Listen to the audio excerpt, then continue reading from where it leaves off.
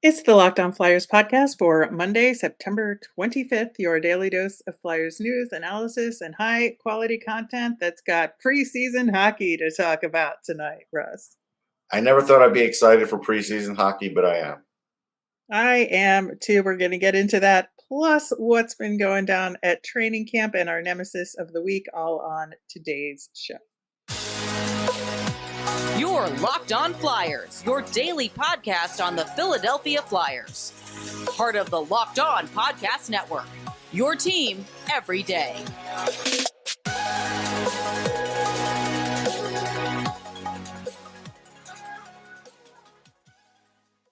Hey there, and thanks for making Locked On Flyers your first listen every day. I am Rachel Donner. You can find me on the app formerly known as Twitter at rmiriam. I'm here as always with Russ Cohen, who's on all your favorite social media apps at Sportsology.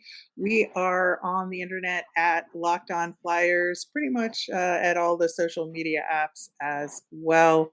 You can subscribe or follow us for free on YouTube. We're on the SiriusXM app. Anywhere you listen to podcasts, subscribe to get our latest episode as soon as it's available here on the Locked On Podcast Network, your team every day. Russ, we did get a bit of news over the weekend via training camp and the Flyers. We got a replacement for Coatsy in the radio side of things. That's Todd Fedoruk. Fridge is back with the Flyers. Good guy. I covered him. I've never heard him on the radio, but I'm excited to hear him. Yeah, I got to talk to him a little bit at training camp. He seemed really excited and was getting to know all the players. So looking forward to him and Timmy on the radio this season.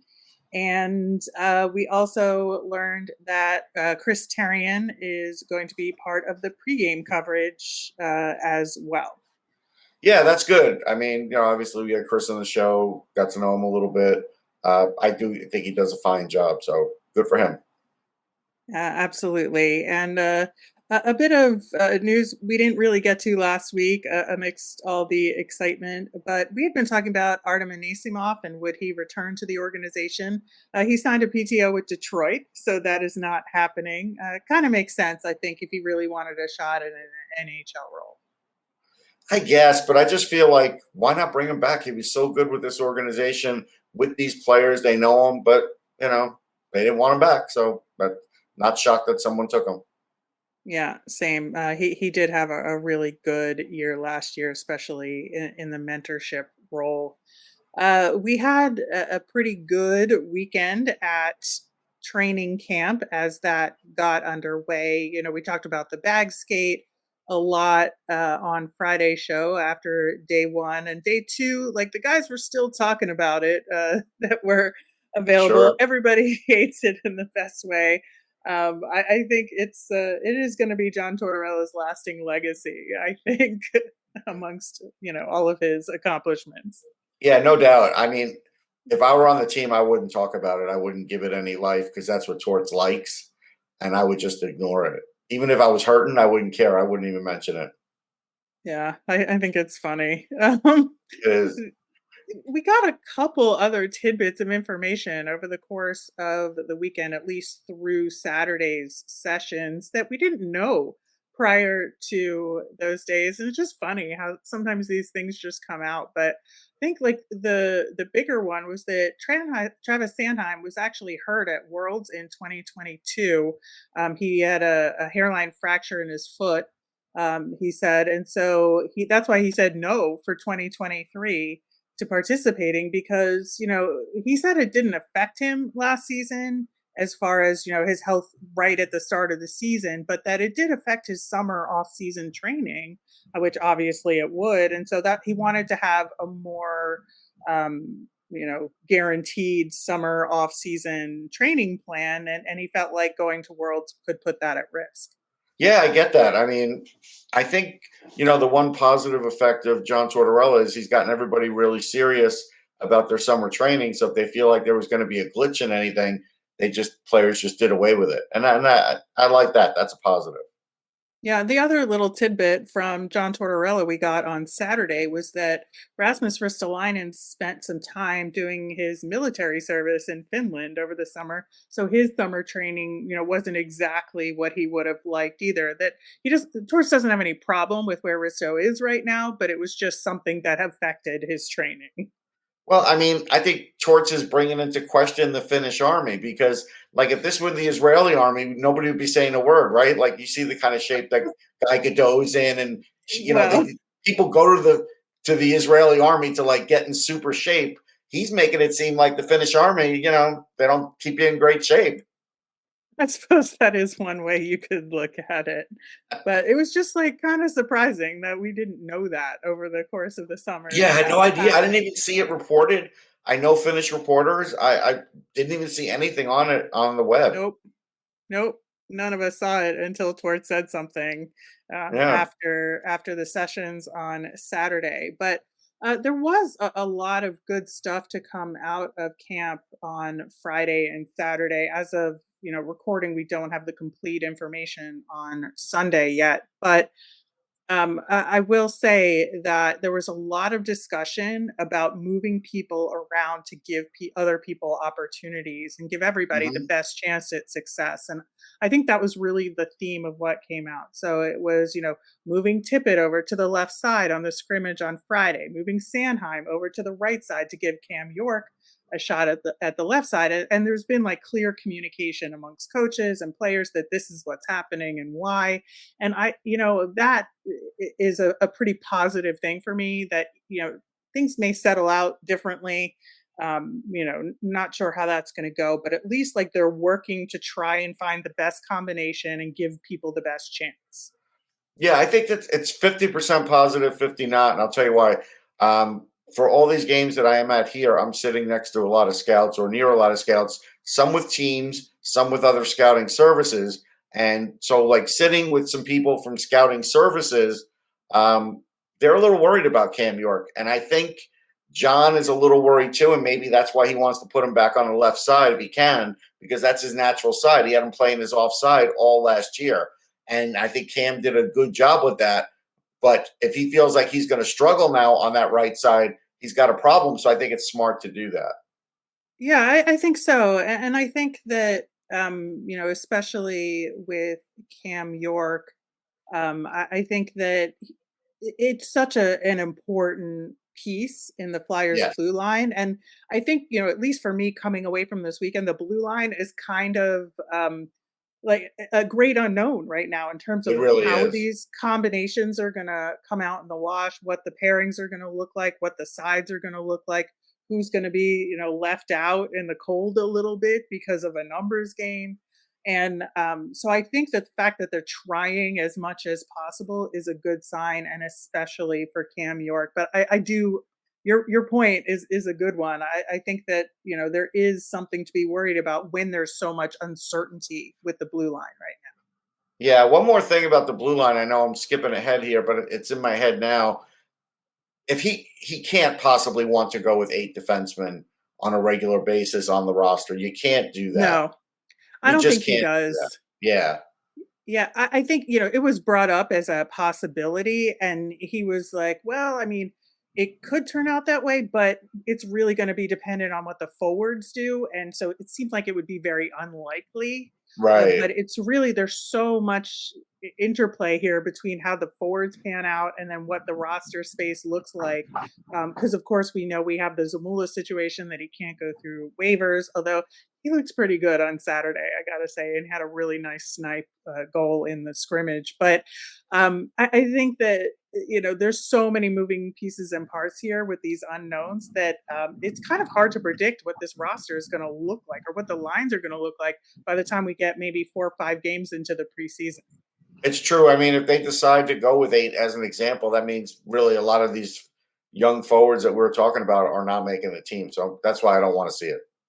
Yeah, yeah, absolutely. Yeah, there is so much more to talk about with, looking at what happened in the scrimmages on Friday versus Saturday and the intensity picking up and, a little hitting being thrown around. And so we're going to get into that. Plus, we are going to talk about the first preseason game tonight against the Devils coming up next. Snap into action this NFL season with FanDuel, America's #1 sportsbook. Right now, new customers get $200 in bonus bets guaranteed when you place a $5 bet. That's $200 in bonus bets, win or lose. If you've been thinking about joining FanDuel, there's no better time to get in on the action. The app is so easy to use. There's a wide range of betting options, including spreads, player props, over-unders, and more. So visit FanDuel.com/lockedon and kick off the NFL season. FanDuel, official partner of the NFL. Stay tuned to the show every day this week. We'll have all of your preseason action results as well as analysis of how Torts and the team are putting together this team and giving the right guys opportunities this season. And looking at kind of the scrimmages, one of the things that Torts talked about was that he wanted to have more scrimmages in camp this year versus last year to really get a look at guys in game type action, that was going to be more helpful for him than just keep doing drills over and over again. And while the practice sessions I thought were really intense and were at pace, and of course they were doing the laps in between every single drill, so there was not a lot of downtime for the guys during practices, and they were doing a lot of battling and a lot of net front tip kind of drills and 2-on-1s and things like that to really keep the guys going at pace, which continued into the scrimmages. And the Friday scrimmages, I think it was the first day with the puck, and so they were just kind of getting used to things, and it was more about play and skill. Whereas the second day, the intensity really ratcheted up with Delorier and Risto. They were throwing some hits, and you can tell they were trying to intimidate the kids. Yeah, well, it's good. You're going to have to do that. This year, I'm sensing a little better camp out of Torts. Again, last year, I basically sized it up next to the Penguins camp. And again, while I'm here, I've been watching Penguins camp, and they've been scrimmaging too. So it seems like now he's doing it at the same rate that they are, and I think that's good. Yeah, I really think so. And, you got kind of get to see the thing that Torts likes the most, which is watching guys make mistakes and what happens after the mistake. And that's something that Torts keys in on a lot. And he said it very explicitly, that how do you handle yourself after you make a mistake? And he's like, I got a lot of information about a bunch of guys. Of course, he was a little cryptic about, who he was talking about, because he doesn't want to do that. But at the we same have time, eyes. We can actually see. I don't know if he knows that. We know. Well, we know, but at the same time, he's not going to explicitly say it. But he just talked about, that there were some guys that made some mistakes, but he appreciated that they continued to make an effort and try and make plays as opposed to sitting back after making a mistake. And he notices those differences. And I think that's a fair form of evaluation in camp. Yeah. I mean, again, I have to caution for all the people that want to shoot videos and show the mistakes. Camp is made for mistakes. Yeah. This is where mistakes are going to happen. And if you're going to show me a mistake on Twitter, then show me it over and over again. Do a loop of 3 or 4 times where the player is making the same mistake, and then maybe I'll pay attention. But, the scouting person in me says, I don't care if you show me a video of one mistake. It means nothing to me. Yeah. Yeah.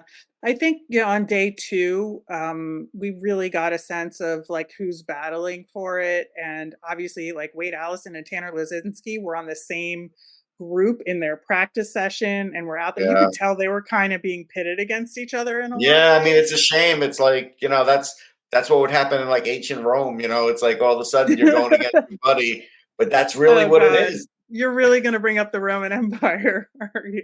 Come on. That's funny. I think that guys that we've been talking about who were under a little bit of a microscope here, Zamula, Sanheim, York, I think, they all made some great plays during the scrimmages. I thought Zayde Wisdom, who we talked about, looked really good in the rookie games. He made some mistakes, but I really think he's one of those guys that Torts was talking about when he said they battled back after making a mistake. He's good at that. Yeah, Emil Andrae, same thing. He made some defensive mistakes in the scrimmage, but he was probably the best at outlet passes and getting the puck out of the zone of like almost any of the defensemen there. So I think that those are the kind of guys in place that Torts is referring to. Yeah, and Emil Andrae really has to work it out, so he's gonna make mistakes. I mean, the only defenseman that you didn't see make mistakes was Nick Lidstrom. Every defenseman makes mistakes in every game. Like, it's just a hard position.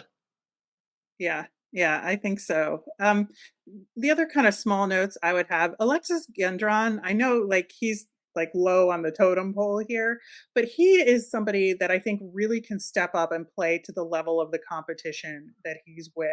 He was on a line with Coots and Lawton and did not look out of place. Like he can really step up his game if he wants to. And I think that's something, obviously he's still not ready yet, but this is something that bodes well for his future, that he can really adjust his game to the higher level. Yeah, there's no doubt he can keep up pace. He's a really great skater. The thing is, you wonder is the all around game, and is he actually going to score? At this level, Right. like that's the big thing. If he could do that, yeah, that part will be great. Yeah, and Nick Delorier and Risto obviously getting into it a little bit. And in the media availability, Risto was asked if he was happier playing with Delorier versus against, which is a common question, right? Sure. And he was like, "Nah, I kind of like playing against him." It was fun. Yeah, because they've matched up before, obviously, and Yeah. those They tough go back guys. a ways. Again, a lot of times. If you're a fan and you've never really played at that high level, and this took me years to learn, these guys like beating each other up a little bit. They do. It's kind of Sometimes like they fun do. for them. Yeah, I think so. The only other thing is that there wasn't a lot of goaltending talk over the couple of days, but I did think that Cal Peterson looked really good. He made some excellent stops in the scrimmage, especially on day 2 when the intensity ratcheted up and the shots were Yeah, he's better. playing for a job for sure. Yeah, he is absolutely making himself known, but I think it's still a big mystery what's going to happen there, and how they're going to strategically use these preseason games to figure it out is still kind of an unknown. I feel for the Flyers in the sense that, and I hate keep bringing up the investigation, but let's just say the investigation drags on, and then all of a sudden there's an answer in like November. Like, well, you've already like decided what your group kind of looks like, and then now maybe something could happen to alter that. Like, that would be bad, and that Yeah. you would feel like you would look at that and say, "Wow, look at the timing of that." Not that you can do anything about it, but it's hard to plan for that ahead of something possibly happening. Like, that's the hard part. Yeah, I agree. It's going to be a tough road on that front. As far as tonight's first preseason game against the Devils, I think, again, I'll be intrigued to see who they put in net. I'm sure they'll split the game somehow, Yeah. but my guess is we'll see Peterson and then either Sandstrom or Urson, but Right. I'm not sure like how that's going to work. But as far as like who I want to see in this game from the Flyers, definitely want to see Emil Andrae. I believe we will because he's a favorite of Torts right now and wants to see him Yeah. in more game action. I think, we talked about Matt Brown earning a look at rookie camp. He's been quieter in main camp, but I still think he's earned that look. So Yeah, I think preseason might be different than him getting used to a camp like this. He's never had a camp like this, so that may be why. But in preseason, that's when we'll know. yeah, especially in this first game. And then I want to Right. see Denver Barkey. I think he's really Yeah. come along well, and just I feel like his confidence is getting better and better as camp goes on. And he's really looking to absorb everything he can from this camp to take back to London for this season. Yeah, as an example, like I want to see Denver Barkey go up against Simone Nemec. That would be a hell of a thing to see. So, and that's a really good way for him to gauge himself, because I don't know if Luke Hughes will play in the first game. He might, because it's a home game, and if he does, that's another guy that would be interesting to see how he goes up against him. So, that could be a great challenge for the Flyers forwards right there. Yeah, and I think, for the Flyers versus the Devils have a lot more of their top picks available to them from the past, couple of years just because they aren't college or they aren't in Russia or whatever. Right. So they're there, like Nemec, to your point. And so I think, for these Flyers kids, who aren't necessarily the first round draft pick, because, Cutter Gauthier is off at college, I think that level of competition is going to be really important to take a look at. Yeah, it is important. And it'll be, like I said, I know a lot of people will just be like, wake me up when the season starts. But now more than ever, and I've talked to a lot of people about this, preseason has become more important from a team perspective, who makes the team and how you're playing guys, and even from a scouting perspective. Now, it may not trickle down to all fans because I get it. You're not going to see a lot of your favorites. There's going to be 4 or 5 of them or whatever the number is, 7 of them in the lineup that you have to have. I think it's like 4 or 5. So, yeah, but it's an important time. Yeah, absolutely. I also want to see Zayde Wisdom. I think he's earned it. Bobby Brink, who we still have some questions on. A lot of talk here about Bobby Brink. Like, again, with some of the guys from scouting services that I know, not teams, they have a lot to say about Bobby Brink. And everybody, so again, where the team may say they're not worried about Bobby Brink, everybody who has written about them or scouted him and talked about him pre-draft and during the draft is a little worried. They are. Yeah, I think so. As far as the vets go, we've talked about in the past, we want to see either Coots or Atkinson in this first game, not both of them. Right. And then I bet you we're going to see a Wade Allison, Tanner Lazinski continued battle out there and put them both in this game. And then I just want to get a look at Sean Walker and Ryan Poehling just because of the newness factor. Yeah, you definitely should put those guys in just so they can get the feel of Torts. Unless Torts isn't going to coach the game. I don't know if he's talked about that yet, if he's going to start some of that nonsense. But I hope John Tortorella coaches all the games. Again, I can't stress how important it is for these young players to have this interaction with him, where last year, if you remember, I felt like some of the young players didn't have as much interaction with him as they could have. Yeah. Any other Devils to keep an eye on? Yeah, Graham Clark, that's Brant's brother, the Kings defenseman, who's not quite as a King yet, but he's going to be soon.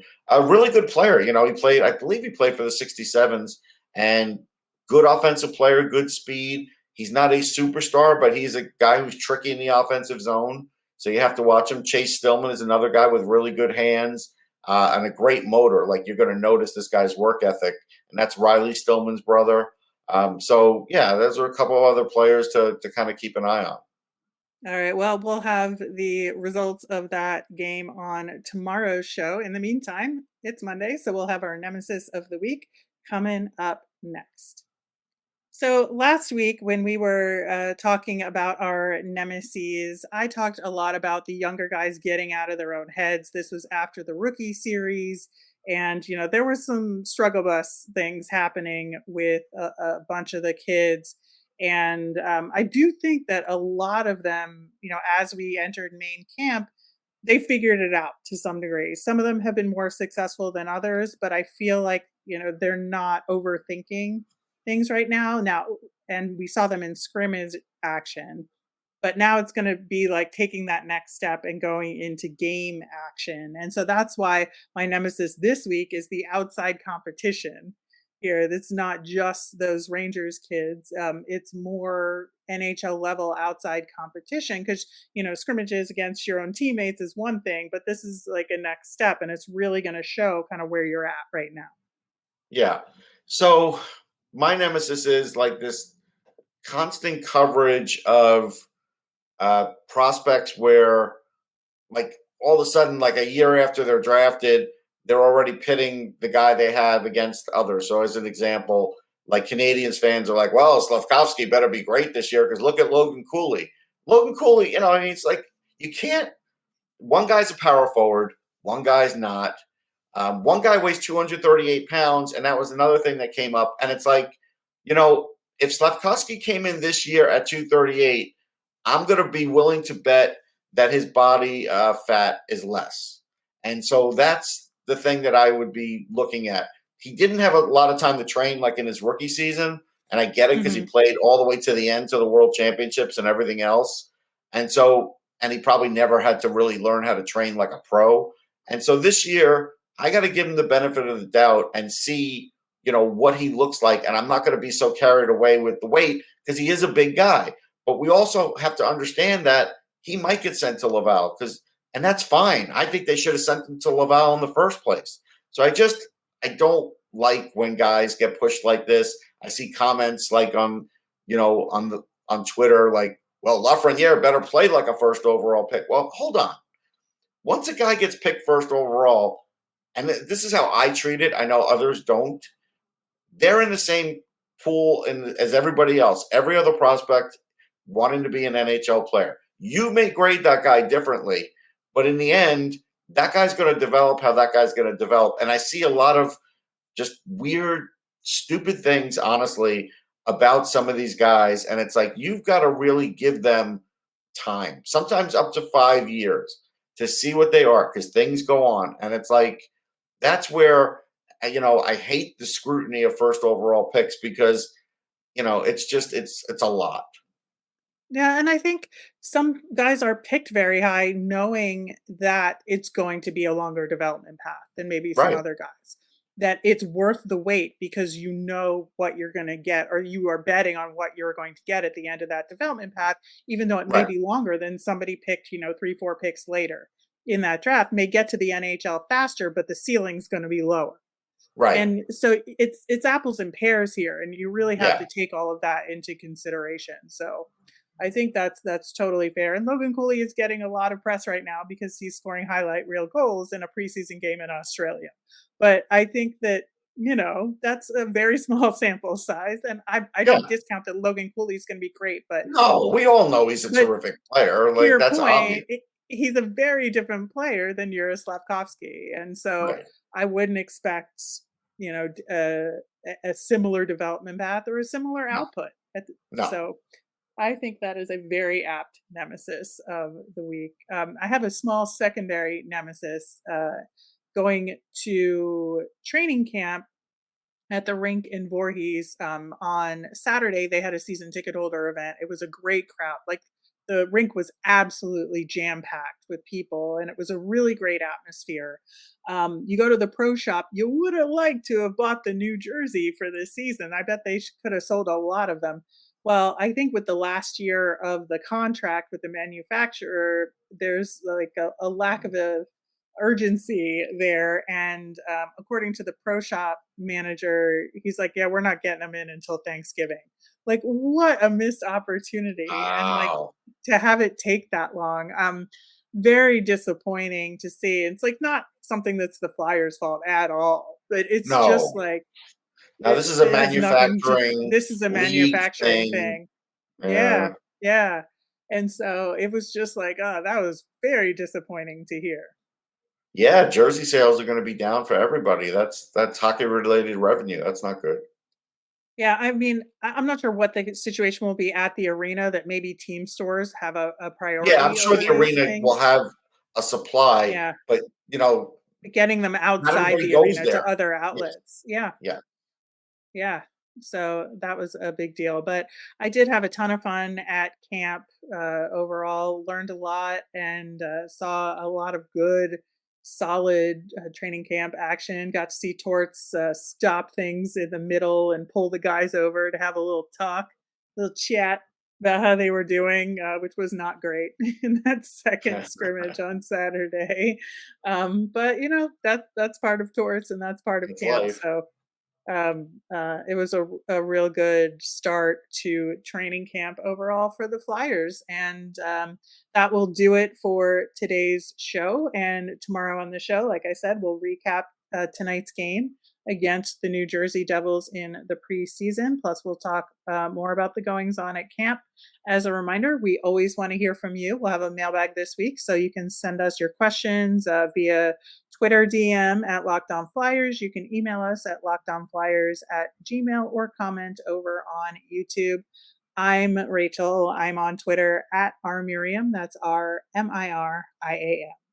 I'm Russ. I'm at Sportsology, SPORTSOLOGY. Have a great day, everyone.